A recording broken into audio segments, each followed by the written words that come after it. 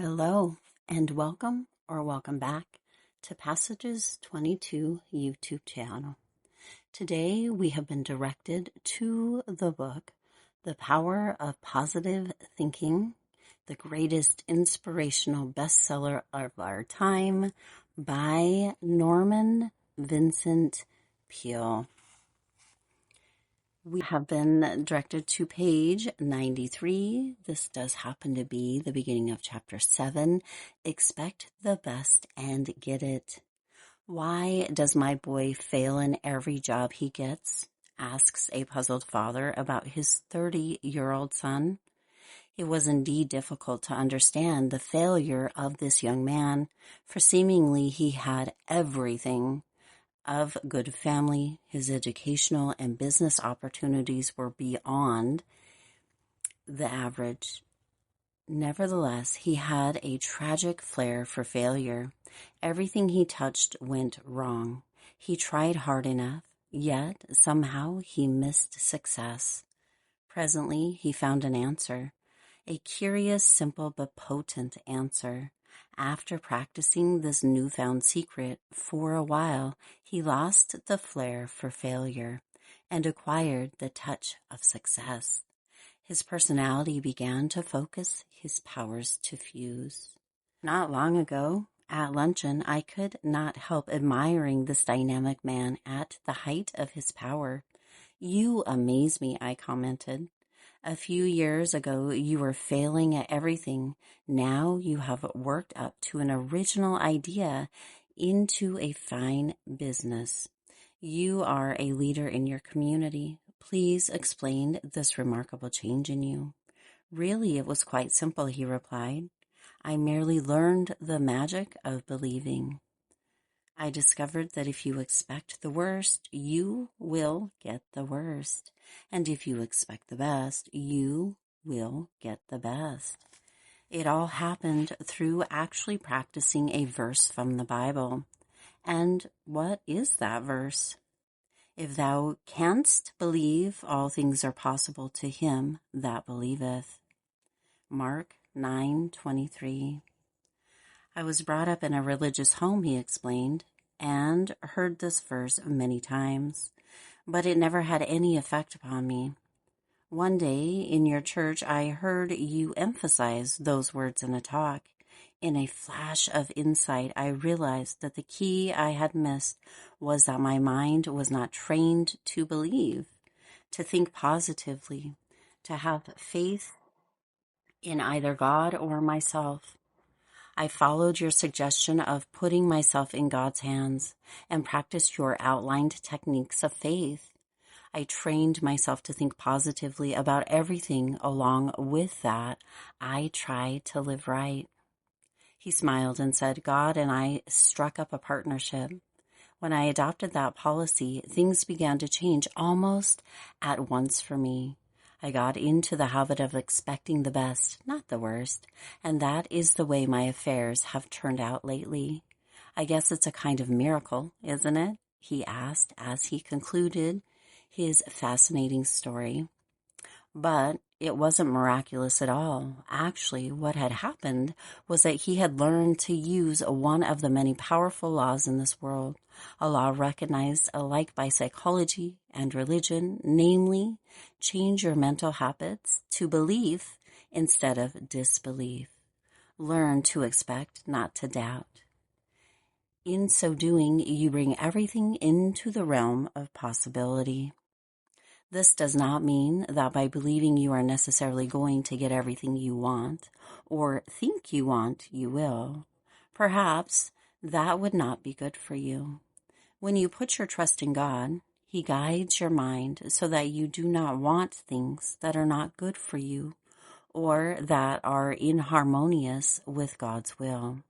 But it does definitely mean that you will learn to believe that then that which has seemingly been impossible moves into the area of the possible. Every great thing at last becomes for you a possibility.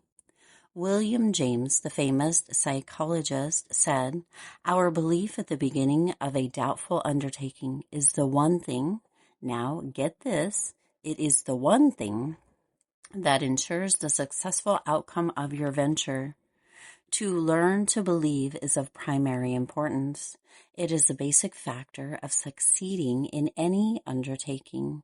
When you expect the best, you release a magnetic force in your mind by which a law of attraction tends to bring the best to you. But if you expect the worst, you release from your mind the power of repulsion, which tends to force the best from you. It is amazing how a sustained expectation of the best sets in motion forces which cause the best to materialize. An interesting illustration of this fact was described some years ago by Hugh Fullerton, a famous sports writer of a bygone era. As a boy, Hugh Fullerton was my favorite writer of sports stories. One story, which I have never forgotten, concerned Josh O'Reilly, one-time manager of the San Antonio club of the Texas League. O'Reilly had a roster of great players, 7 of whom had been hitting over 300, and everybody thought his team would easily take the championship.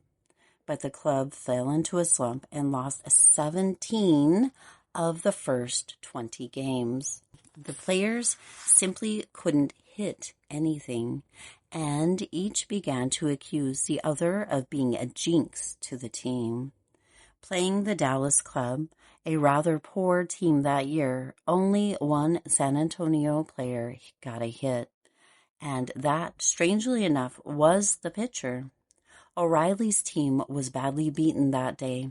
In the clubhouse after the game, the players were a dissonant lot. Josh O'Reilly knew that he had an aggregation of stars, and he realized that their trouble was simply that they were wrong thinking. They didn't expect to get a hit. They didn't expect to win. They expected to be defeated. They were thinking not victory, but defeat. Their mental pattern was not one of expectation, but of doubt.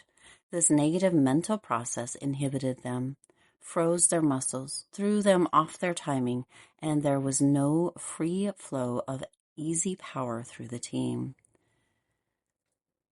That happened to a preacher named Slater, was popular in that neighborhood and at that time. He claimed to be a faith healer and apparently was getting some astounding results. Throngs crowd to hear him, and most everybody had confided in him. Perhaps the fact that they did believe in his power enabled Slater to achieve results. O'Reilly asked each player to lend him his 2 best bats. Then he asked the members of the team to stay in the clubhouse until he returned. He put the bats in a wheelbarrow and went off with them. He was gone for an hour. He returned jubilantly to tell the players that Slater, the preacher, had blessed the bats and that these bats now contained a power that could not be overcome. The players were astounded and delighted.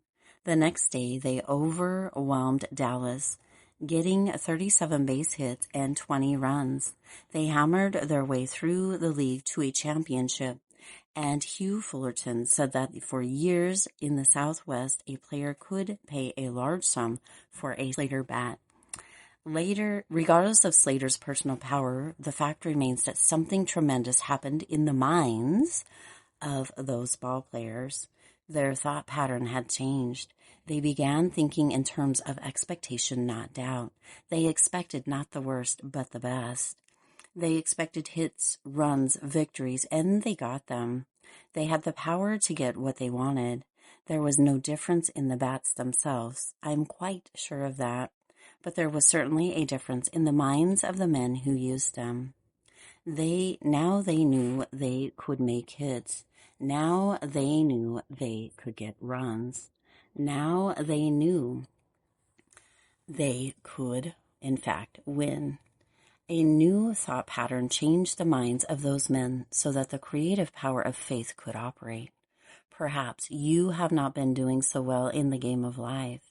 Perhaps you stand up to bat and cannot make a hit. You strike out time and again, and your batting average is laminately low.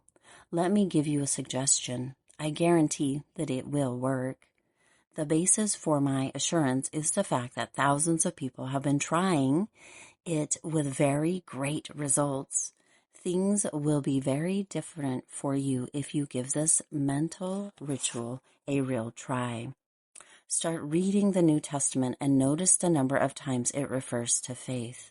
Select a dozen of the strongest statements about faith, the ones that you like the best, then memorize each one. Let these faith concepts drop into your conscious mind. Say them over and over again, especially just before going to sleep at night. By a process of spiritual osmosis, they will sink in from your conscious into your subconscious mind, and in time will modify and relent your basic thought pattern. This process will change you into a believer, into an expector, and then you will become such. You will in due course become an achiever. You will have new power to get what God and you decide you really want from life. That has been a passage from The Power of Positive Thinking by Norman Vincent Peale. The passage has been from page 93 to page 96. I do intend that it has been insightful for you and helpful for you. Thank you so much for tuning into Passages 22 YouTube channel. I do hope that our paths will cross again.